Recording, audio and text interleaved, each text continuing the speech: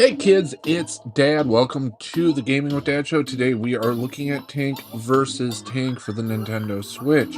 But before we do that, go on ahead, like, subscribe, ring the bell, leave a comment, share this video out. And if you're not subscribed, please subscribe to the channel because I'm trying to grow this and hit my 2025 goal.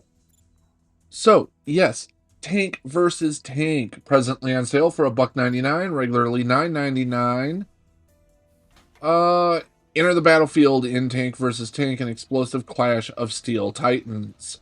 Originally released November 29th, 2024, single system, 1 to 4 players, action shooting from Baltaro's Mini, rated E10 plus, meaning that if you're under 10, I'm not sure why this isn't appropriate for you, but they say it's not appropriate for you.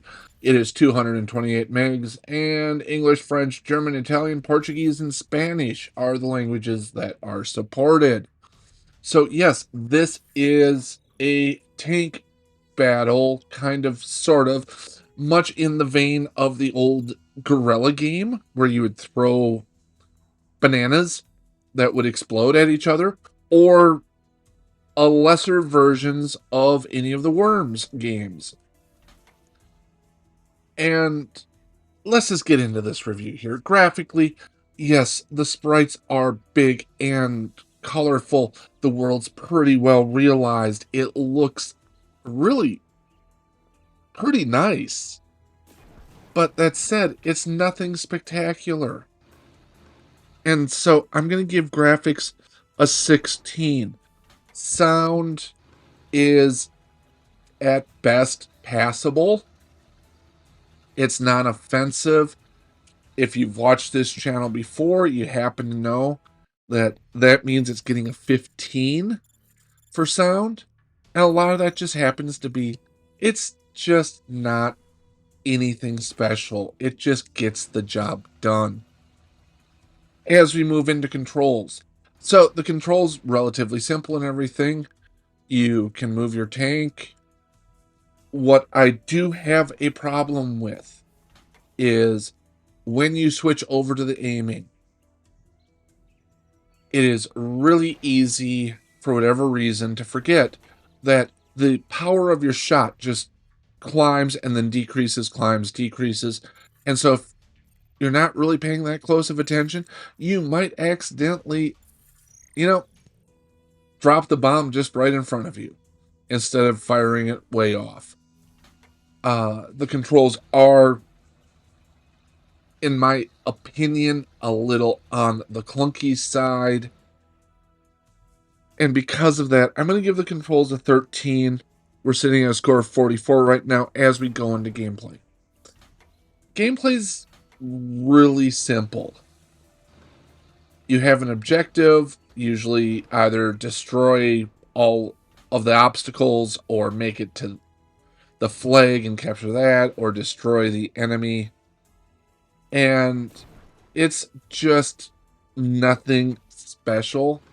I actually found it tedious and more chore-like.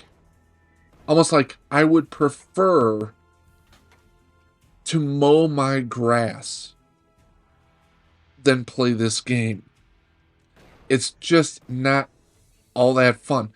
Now, admittedly, with the 1 to 4 player, that could be interesting. But I can't test that because, well, I'm an old guy with no friends that want to come over and play video games with me because all my friends are old and think video games are for children. So I'm giving gameplay a 12. We're sitting at 56 as we look at value. At $1.99, you know what? There is some value and some fun to be had with this if you can do the couch co-op or competitive. But you're better serviced with other games that are very similar. Worms is a fantastic game. I'm not sure if that's available for the Switch, or if there is a Switch version of Worms anywhere. Let's take a look here. Oh, look at that. Worms, WMD, Armageddon Anniversary, Rumble. Oh, Worms Rumble is presently on sale for $2.99 for the basic version. So that would be a better way. And it's only $1 more expensive than this. Yeah, the value just isn't there. The gameplay isn't deep enough. I'm giving value a 12. We're sitting at a total of 68. That is a high D on the old report card.